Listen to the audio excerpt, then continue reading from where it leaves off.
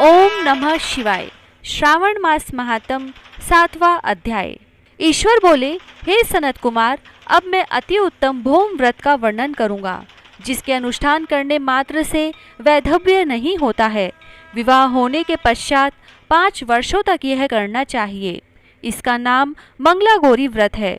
यह पापों का नाश करने वाला है। विवाह के पश्चात प्रथम श्रावण शुक्ल में पहले मंगलवार को यह व्रत आरंभ करना चाहिए।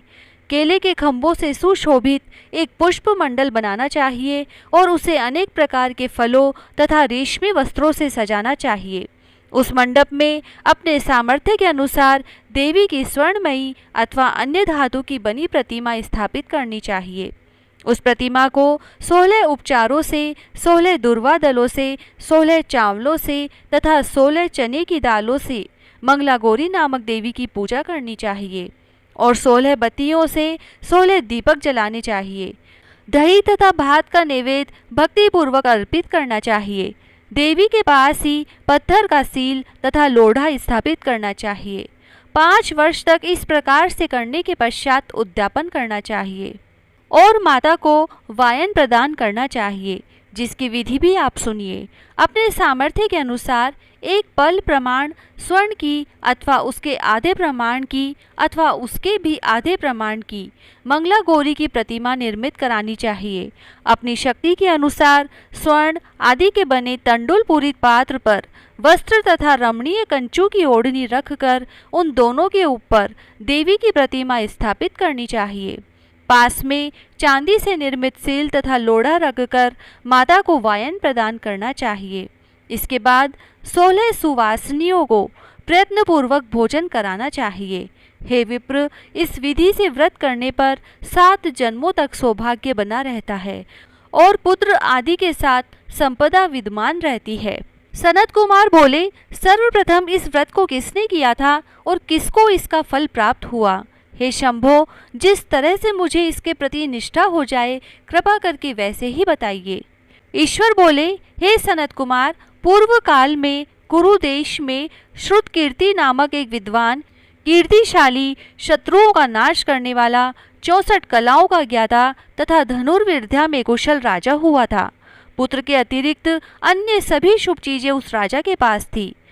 अतः वह राजा संतान के विषय में अत्यंत चिंतित हुआ और जब ध्यानपूर्वक देवी की आराधना करने लगा, तब उसकी कठोर तपस्या से देवी प्रसन्न हो गई और उससे यह वचन बोली, हे सुव्रत, वर मांगो। श्रुतकीर्ति बोला, हे देवी, यदि आप मुझ पर प्रसन्न हैं तो मुझे सुंदर पुत्र दीजिए। हे देवी, आपकी कृपा से अन्य किसी भी वस्तु का अभाव नहीं है। उसका यह वचन सुनकर पवित्र मुस्कान वाली देवी ने कहा, हे राजन, तुमने अत्यंत दुर्लभ वर मांगा है, फिर भी कृपावश मैं तुम्हें अवश्य दूंगी। किंतु हे राजेंद्र, सुनिए, यदि परम गुणी पुत्र चाहते हैं तो वह केवल 16 वर्ष तक जीवित रहेगा, और यदि रूप तथा विद्या से विहीन पुत्र चाहते हैं तो दीर्घजीवी होगा। देवी का यह वचन सुनकर राजा चिंतित हो उठा और पुनः अपनी पत्नी से परामर्श करके उसने गुणवान तथा सभी शुभ लक्षणों से संपन्न 16 वर्ष की आयु वाला पुत्र मांगा। तब देवी ने भक्ति संपन्न राजा से कहा, हे नृपनंदन, मेरे मंदिर के द्वार पर आम का वृक्ष है, उसका एक फल लाकर मेरी आज्ञा से अपनी भार्या को उसे भक्षण करने हेतु प्रदान करो, जिससे वह शीघ्र ही गर्भ धारण करेगी, इसमें संदेह नहीं है। प्रसन्न होकर राजा ने वैसा ही किया और उसकी पत्नी ने गर्भ धारण कर लिया। 10वें महीने में उसने देवतुल्य सुंदर पुत्र को जन्म दिया। तब हर्ष तथा शोक से युक्त राजा ने बालक का जात कर्म आदि संस्कार किया और शिव का स्मरण करते हुए उसका नाम चिरायु रखा। इसके बाद पुत्र के 16 वर्ष के होने पर पत्नी सहित राजा चिंता में पड़ गए। वे विचार करने लगे कि यह पुत्र बड़े कष्ट से प्राप्त हुआ है और मैं इसकी दुखद मृत्यु अपने ही सामने कैसे देख सकूंगा। ऐसा विचार करके राजा ने पुत्र को उसके मामा के साथ काशी भेज दिया।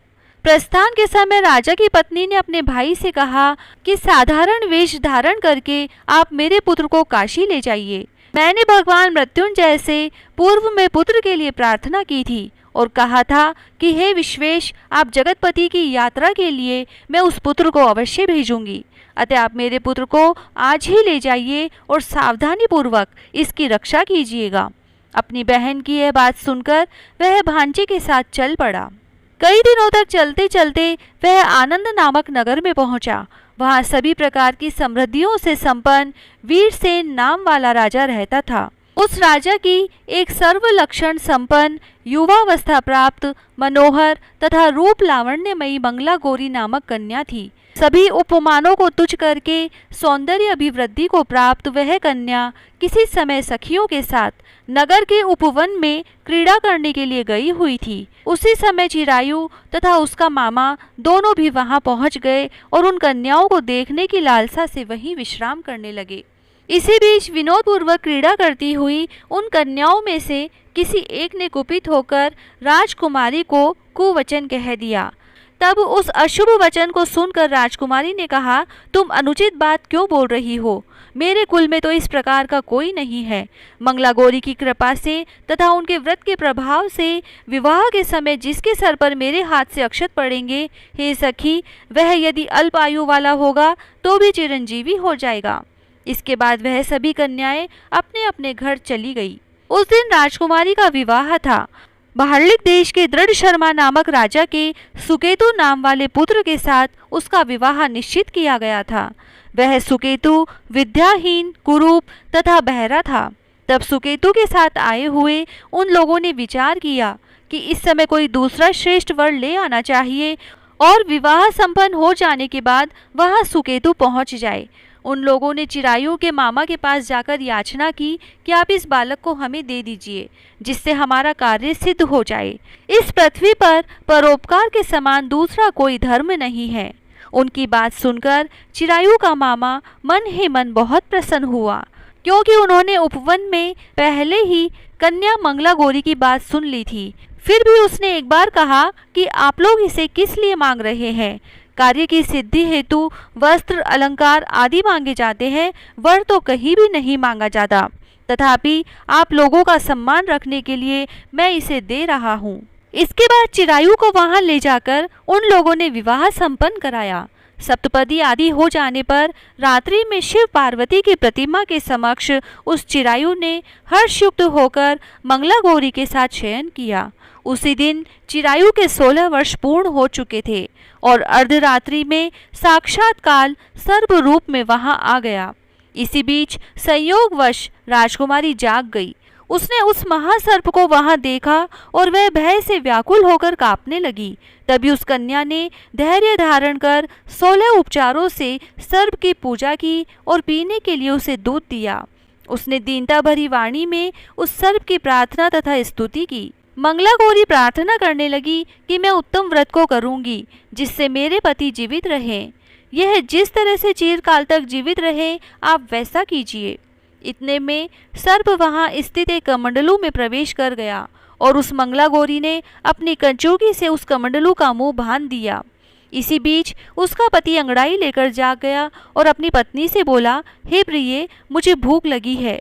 तब वह अपनी माता के पास जाकर खीर, लड्डू आदि ले आई और उसके द्वारा दिए भोज्य पदार्थ को उसने प्रसन्न मन होकर खाया। भोजन के पश्चात हाथ धोते समय उसके हाथ से अंगूठी गिर पड़ी। तांबुल खाकर वह पुनः सो गया। इसके बाद मंगला गौरी कमंडलू को फेंकने के लिए जाने लगी।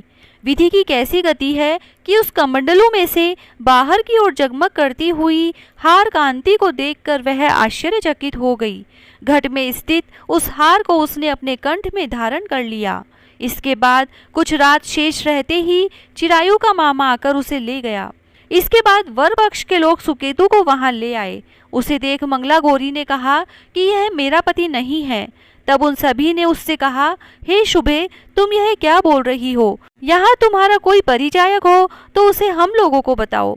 मंगला गौरी बोली, जिसने रात्रि में 9 रत्नों से बनी अंगूठी दी है, उसकी अंगुली में इसे डालकर परिचायक निशानी देख ले। मेरे पति ने रात्रि में मुझे जो हार दिया था, उसके रत्नों का समुदाय कैसा है, इस बात को यह बताए। यह तो कोई अन्य ही है। इसके अतिरिक्त रात्रि में आम सींचते समय उनका पैर कुमकुम से लिप्त हो गया था। वह मेरी जांघ पर अब भी विद्यमान है, उसे आप लोग शीघ्र देख लें। साथ ही रात में परस्पर भाषण तथा भोजन आदि जो कुछ किया गया था उसे भी यह बता दे, तब यह निश्चय ही मेरा पति है। इस प्रकार उसका वचन सुनकर सभी ठीक है कहने लगे, किंतु जब एक भी बात न मिली तब सभी ने सुकेतु को उसका पति होने से निषिद्ध कर दिया और वर पक्ष वाले जिस तरह आए थे उसी तरह से चले गए। उसके बाद अपने वंश को बढ़ाने वाले महान यश से संपन्न तथा परम मनस्वी मंगला गौरी के पिता ने अन्नपान आदि का सत्र चलाया। उन्होंने वर वक्ष का वृत्तांत कानों कान सुन लिया कि स्वरूप से कुरूप होने के कारण उन लोगों के द्वारा किसी अन्य को वर के रूप में आदर पूर्वक लाया गया था। तब उन्होंने अपनी कन्या को पर्दे के भीतर बिठा दिया। उसके बाद 1 वर्ष बीतने पर यात्रा करके चिरायु अपने मामा के साथ यह देखने आया कि विवाह के बाद वहाँ क्या हुआ। तब उसे गवाक्ष के भीतर देखकर वह मंगला गौरी अत्यंत प्रसन्न हुई और माता पिता से बोली कि मेरे पति आ गए हैं। राजा ने अपने परिजनों को बुलाकर पूर्व में कहे गए सभी परिचायकों की निशानी को देखकर मंद मुस्कान वाली अपनी कन्या चिरायु को सौंप दी। राजा ने शिष्ट जनों को साथ लेकर विवाह का उत्सव कराया। इसके बाद राजा वीरसेन ने वस्त्र आभूषण आदि, सेना, घोड़े, रथ और अन्य भी बहुत सी सामग्रियां देकर उन्हें विदा किया। उसके बाद कुल को आनंदित करने वाला वह चिरायु पत्नी तथा मामा को साथ लेकर सेना के साथ अपने नगर पहुंचा। लोगों के मुख से उसे आया हुआ सुनकर उसके माता पिता को विश्वास नहीं हुआ। उन्होंने सोचा कि प्रारब्ध अन्यथा कैसे हो सकता है। इतने में वह अपने माता पिता के पास आ गया और स्नेह से परिपूर्ण वह चिरायु भक्ति पूर्वक उनके चरणों में गिर पड़ा। तब अपने पुत्र का मस्तक सूंघकर उन दोनों ने परम आनंद प्राप्त किया। पुत्रवधू मंगला गौरी ने भी सास ससुर को प्रणाम किया। तब सास उसे अपनी गोद में बिठाकर सारा वृत्तांत शीघ्रतापूर्वक पूछने लगी। हे महामुने, तब पुत्र वधू ने भी मंगला गौरी के उत्तम व्रत महात्म तथा जो कुछ घटित हुआ था वह सब वृत्तांत बताया। हे सनत कुमार, मैंने आपसे इस मंगला गौरी व्रत का वर्णन कर दिया।